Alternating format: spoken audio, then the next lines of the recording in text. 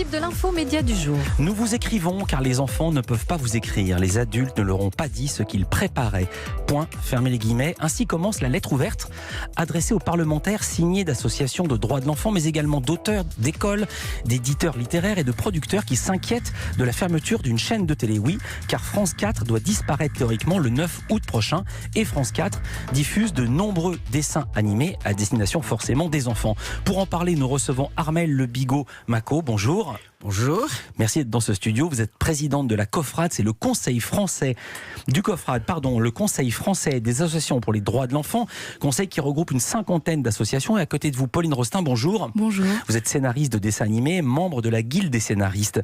En quoi, question simple, en quoi la suppression de France 4, parce que c'est pour ça que ce sujet nous a intéressés à ce point, en quoi selon vous la suppression de France 4 est une sorte d'atteinte aux droits de l'enfant ? Eh bien, alors c'est formidable comme démarrage.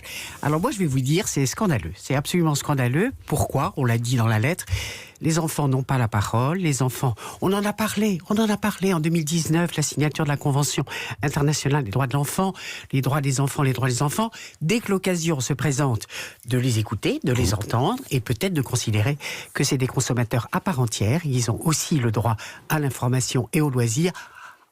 Ben là, bizarre, on leur consacre 10 minutes au moment du débat sur cette loi. Donc, oui, je suis assez remontée, on va dire, pas sur le plan technique, je crois qu'il y a des gens qui en parleront beaucoup mieux que moi, mais sur le strict plan des droits des enfants, qui sont les citoyens de demain et qui ont des tas de choses à dire là-dessus, je vous en parlerai tout à l'heure. Pauline Rostin, vous partagez cette... Non, mais complètement, parce que il faut savoir qu'aujourd'hui, on va supprimer le linéaire, mais...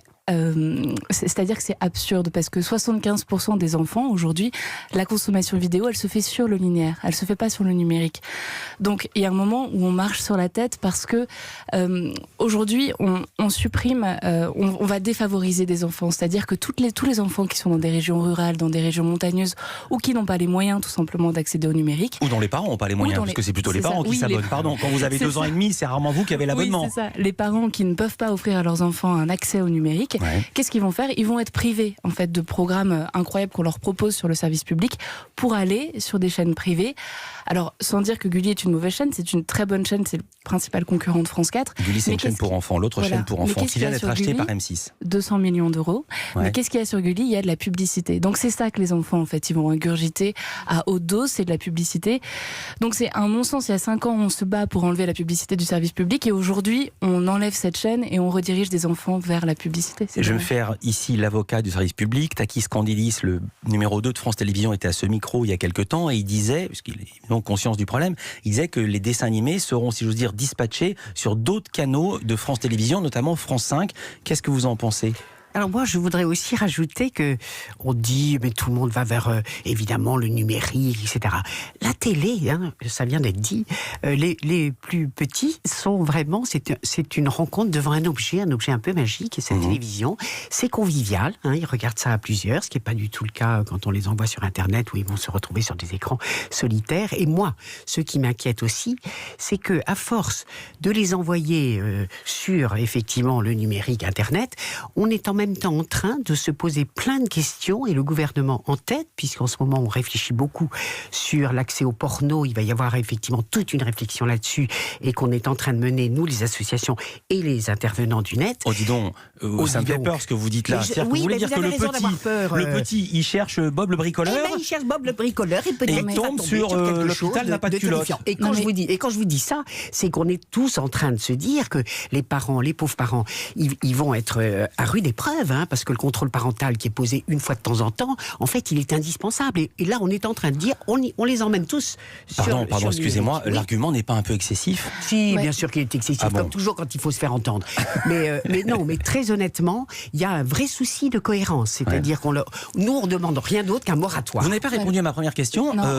France Télévisions qui dit, il y aura des dessins animés sur France 5, on va accorder une plus large part. Qu'en pensez-vous ? Le problème, c'est qu'on partait sur France 4, il y avait une journée continue de programmes. Là, les enfants, qu'est-ce qu'ils vont devoir faire ? Ils vont devoir aller piocher à droite, à gauche des programmes. Donc, c'est beaucoup moins cohérent, c'est un déni de service public. En fait, on les envoie à la pioche. Et idem sur la plateforme qu'on va donc leur proposer, parce que France 4 donc, va être définitivement supprimée le 9 août. La plateforme Oku. Oku. O-K-O-O, qui existe déjà. qui existent déjà. Et qu'est-ce qui se passe sur Roku? L'enfant de 4 à 14 ans, il n'a pas cette capacité qu'ont les 15-35 ans à naviguer, à chercher. L'enfant, il va piocher sur ce qu'il connaît, en fait. Donc tout ce qui est nouveau, tous les nouveaux programmes et toute la richesse que France 4 propose, ça n'existera plus pour eux, clairement. Si vous n'avez jamais regardé France 4, parce qu'en ce moment, quand les programmes de France 4 sont dédiés aux enfants, il n'y a plus écrit France 4 comme logo, mais Roku, ou si vous n'êtes pas encore allé sur Internet voir Roku, petite ambiance. Hé, tous tes héros sont dans la nouvelle appli Oku. Une appli simple et sécurisée, sans publicité. Sélectionne ton âge, que tu sois taille XXL ou taille mini. Il y a des centaines de programmes et dessins animés pour toi. À emporter où tu veux, à regarder avec qui tu veux. C'est gratuit et sans abonnement. L'appli Oku, à télécharger maintenant. Vous voyez que c'est par âge. Oui, c'est par âge, mais c'est pas le problème d'une question d'âge. C'est-à-dire que le gouvernement, il a clairement confondu deux choses. Il a clairement confondu la génération des 15-35 ans, qui, elle, est passée totalement dans ce virage numérique, mais la génération des 4-14, elle n'est pas accompagnée là-dessus. C'est-à-dire qu'elle y va de manière un petit peu fébrile, elle pioche, et puis c'est tout, peu importe une question d'âge. Aujourd'hui, c'est trop tôt pour cette génération qui n'a pas encore pris ce virage-là. La génération un petit peu au-dessus, elle l'a pris, mais celle-là non. 75% de la consommation vidéo des dessins animés se fait encore devant le poste de télévision et en direct. Qu'est-ce qu'on peut faire? Que va devenir cette lettre ouverte? Quelles vont être, selon vous, les réponses des députés? On en parle. Armelle Le Bigot-Macot, qu'attendez-vous de cette lettre ouverte aux députés? Alors, à vrai dire, des députés, j'en attends plus grand-chose, puisqu'ils ont balayé d'un revers de main en 10 minutes quelques échanges sur mais il faut être dans l'innovation, quand on pense aux enfants, il faut vraiment être sur des médias qui sont les médias d'avenir, etc. Bon, donc balayé. Non, j'attends beaucoup des sénateurs, dont je me dis, il y a encore cette navette qui va faire qu'on a encore une occasion de les sensibiliser à ce public de piou-piou qui n'a pas été consulté, bien sûr, et on va dire, on va pas commencer à écouter les enfants. Ouais. Eh ben si. Il faudrait quand même commencer à écouter les enfants. Moi, au COFRAD, je fais les États généraux des droits de l'enfant ou à l'Assemblée nationale, et les députés viennent écouter les mômes. Cette année, c'était sur le droit à l'information, et je vous assure qu'ils nous en ont dit beaucoup sur l'angoisse d'Internet, qui est ce lieu ouvert à tout et qui n'est pas extrêmement sécurisé. Donc, vraiment, je pense que j'attends beaucoup des sénateurs qui sont peut-être plus sages et qui vont considérer que ce public des jeunes, c'est un public qu'il faut quand même préserver un petit peu, c'est les citoyens de demain. Vous avez fait sourire Pauline Rostin en évoquant les piou-piou. Pauline Rostin, même question, qu'est-ce que vous attendez, sinon des députés, en tout cas de la puissance publique? Qui réalisent que la décision est totalement absurde, parce que il y a les enjeux de la jeunesse, oui, mais il y a aussi les enjeux économiques d'une profession que le gouvernement ne comprend pas. Et nous, c'est ça véritablement qu'on attend, c'est que le gouvernement réalise qu'en supprimant France 4, il supprime une vitrine exceptionnelle qui nous fait véritablement rayonner à l'international. C'est-à-dire que en animation, c'est simple, quand il y a un dessin animé qui est diffusé, plus des rediffusions, ça attire les investisseurs étrangers. Et nous, ça nous fait vendre. La France fait partie des 3 pays qui exportent le plus avec le Japon et les États-Unis. Qu'est-ce qu'on fait quand c'est supprimé? On va perdre une quantité astronomique de ventes à l'international. Et voilà, on tire sur le fleuron de l'animation française. C'est très dommage. Là, on est vraiment dans l'âge d'or de l'animation française. Ça va s'arrêter tout net avec la suppression de France 4, ou tout du moins, ça va vraiment diminuer. Il faut le dire, l'offre pour les enfants, c'était 6 000 heures de programme par an, et ça va passer à 3 800 avec la fermeture de France 4, soit une baisse de 35%. Juste un mot sur quel dessin animé vous travaillez, Pauline Rostin, et est-ce qu'ils sont diffusés sur Oku? Est-ce qu'ils l'étaient sur France 4? Certains vont être diffusés sur Oku, là, une série sur laquelle je travaille en ce moment. Faut savoir que quand on écrit pour le service public, on n'écrit pas tout à fait de la même manière que pour d'autres chaînes. Il y a un cahier des charges? Il y a un cahier des charges, et puis ce qu'on essaye de dire, nous, un scénariste, c'est pas quelqu'un qui est avec son chat, son mug de café, un truc un peu qu'on fantasme un peu, pas du tout.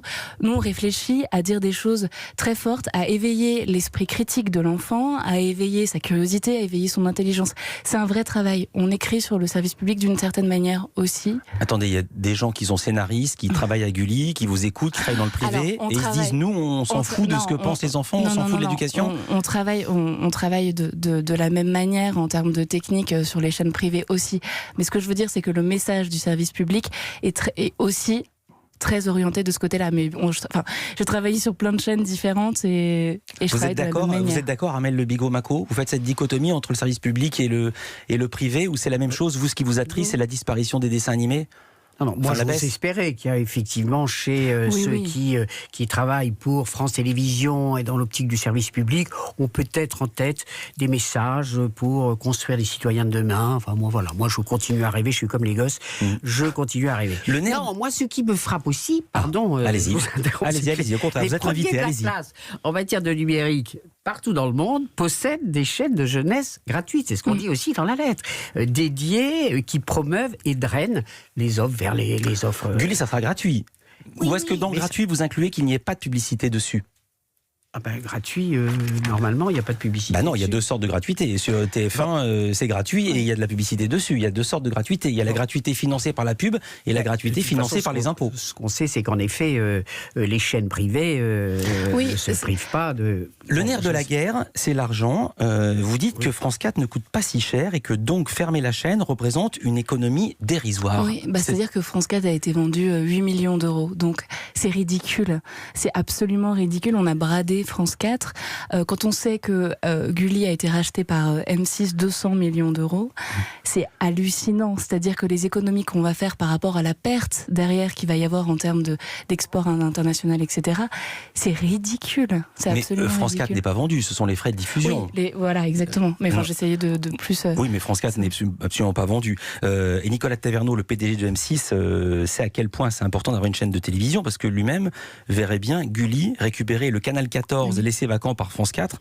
C'est une information de Cyril Laguerrière dans l'Opinion, comme quoi il y a des enjeux qui dépassent le simple cas des enfants.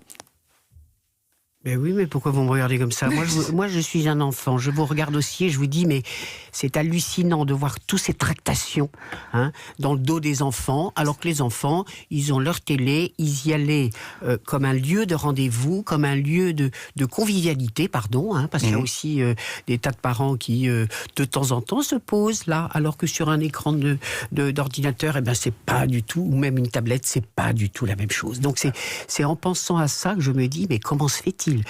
Et je le répète, moi j'attends beaucoup des sénateurs, je les sollicite, si certains sont derrière leur radio, qui m'entendent, parce qu'on va retourner les voir et on va essayer de les convaincre que c'est trop tôt. Moi je veux bien qu'on y aille vers le numérique, mais là tout d'un coup cette précipitation, j'avoue qu'on n'y comprend pas. Alors je donne de l'eau à votre moulin, le décret qui officialise la fermeture de France 4 et de France O n'a toujours pas été publié, alors qu'il avait été annoncé pour le début d'année. Combien de personnes ont signé votre lettre ouverte?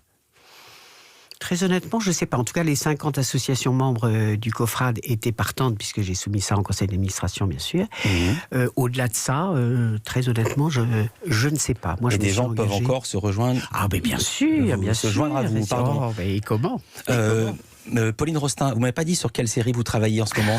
Alors, en ce moment, Pinocchio, Oggy Oggy, Blaireau Renard, ce genre de choses, et sur lesquelles j'ai travaillé. Après, il y en a d'autres. Lesquelles?